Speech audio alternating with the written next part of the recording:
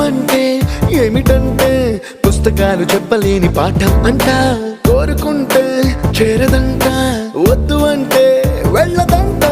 నేస్తమంటే ఏమిటంటే కన్నవాళ్ళు ఇవ్వలేని ఆస్తేనంట.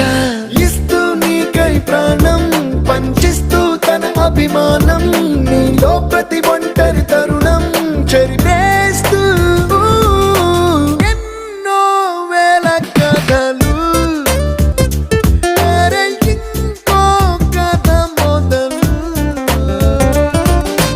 छोटी छोटी छोटी छोटी छोटी छोटी बातें, छोटी छोटी बातें बातें, मीठी मीठी मीठी मीठी मीठी मीठी यादें, मीठी मीठी यादें यादें.